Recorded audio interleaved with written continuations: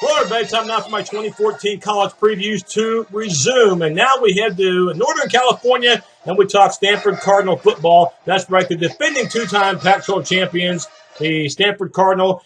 And what Jim Harbaugh got started in the late 2000s, David Shaw, of course, continued from 2011 all the way to the present. That is fantastic recruiting, especially with offensive linemen, both regionally and nationally. And, of course, winning. They've done their fair share of that, 34 wins over the past 3 seasons. By the way, their last 4 seasons have resulted in major bowl appearances. Entering this year, though, David Shaw faces his biggest rebuilding job ever. They got to replace 10 players that, by the way, were picked in last year's NFL draft. Let's begin offensively with the experience that they do have back, and that includes quarterback Kevin Hogan, who started halfway through his freshman year back in 2012. He's been a steady quarterback, makes very few mistakes, but even he will admit that he's got to do a little bit more this year because of the lack of experience that will be surrounding him. He's benefited largely, I think, because of the fact that he's had so much talent around him, both on the line and as far as skilled players. They'll still be skillful this year, just not as experienced. The backfield, they'll definitely miss Tyler Gaffney. His 1,700-plus rushing yards of production, that's something you just can't replace. The backfield, we'll see who starts. Barry Sanders Jr., of course, you know who his dad is. And, of course, Kelsey Young, a very versatile back. So we'll see if they go with elusiveness or versatility in that aspect. By the way, Sanders Jr. looks like he'll be the punt returner for the Cardinal. Looking at receiver-wise, this is a strength, I think, in terms of your leading guy, Ty Montgomery, but he's an All-American, by the way, when it comes to kick returning. Very dangerous, and complimenting him, one of the guys will be Michael Rector. Offensive line-wise, you got to replace 4 guys up front. But again, this has been an area where Stanford does very well in offensive linemen. They get the guys that they want, and they do a great job in developing them once they arrive at Palo Alto. The only guy back, it helps that it's the left tackle. That's Andrus Peat, projected to be one of the top picks in next year's NFL draft if he can stay injury-free. And one of your 4 guys that's going to be fairly new to the starting rotation that they feel like has the most potential is right guard Joshua Garnett. Defensively, just like the offense, they got to replace 6 players. It's never easy when you lose guys like Ed Reynolds and, of course, the 2 linebackers and Shane Scove and Trent Murphy. They were dynamic, and they're, of course, NFL bound. Defensive line-wise, you do return Henry Anderson, the most talented player on that defensive side, at 6'6", 295. You might be thinking, yeah, he's big and tall, but can he move? Is he athletic? Oh, yeah, he definitely is, and he's going to be a nightmare for any offensive tackle to try to contain. Linebacking-wise, despite the losses of Scove as well as Murphy, you do return some experience there at the linebacking core. Inside linebacker A.J. Tarpley returns 31 career starts worth. And then the guy that started all 14 games last year at the outside linebacker, James Botters. But he's still a guy that some believe still has not shown his complete potential. This guy will have to do it, though, this year because of the absences that you'll have from last year's team.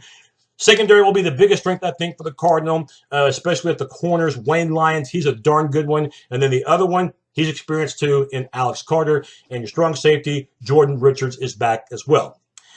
Special teams-wise, this will be a strength. We've already mentioned Montgomery as a kick returner, but don't forget about the kicking game. This looks like a solidified area with Jordan Williamson as your place kicker. He was 18 of 22 a year ago, and the punting unit, that looks solid too with Ben Reinbach handling the punting duties.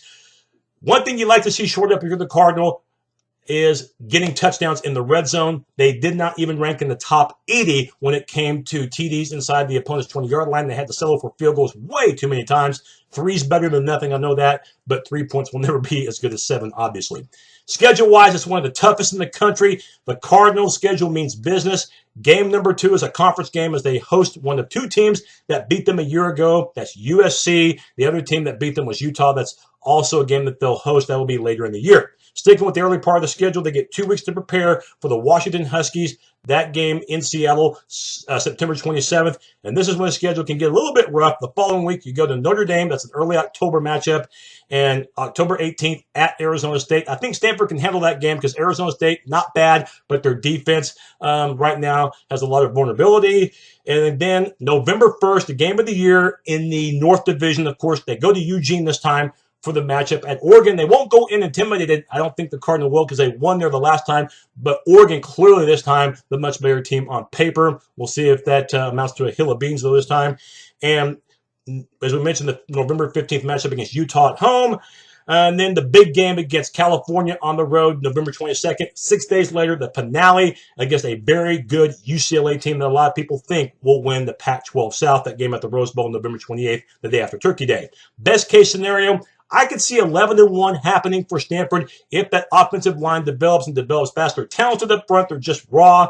And if that defense, which has done so well over the years, and if they can compensate for the loss of defensive coordinator Derek Mason, who, by the way, went to Vanderbilt to become their head coach, if new defensive coordinator Lance Anderson can get the job done, Stanford's won, and they've won frequently over the past 4 years, and their major bowl record as far as getting there shows that. Who's to say that Stanford could not have a double-digit winning year with ease?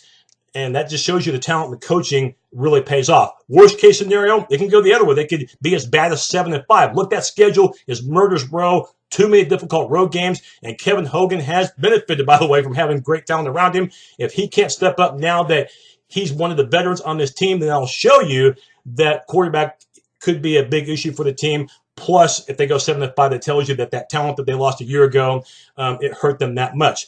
I do think, though, that Stanford is not just a good team. I think they're a winning program, and the talent that they've been able to get over the years has been valuable. And I look for this team to go 10-2, but I do think that they finish second in the Pac-12 North. I think Oregon's just a little bit better this time, and I think Stanford, again, those road games, UCLA, Oregon, Washington, Arizona State, Notre Dame, all 5 of those games they had at home a year ago. They got to play all 5 away from Palo Alto this time. I think that's going to be a big, big chore for the Cardinal. But I do think they will be in running for a major bowl game, but not the college football playoff, not this year. That's my look at Stanford. I'll have another preview coming up soon.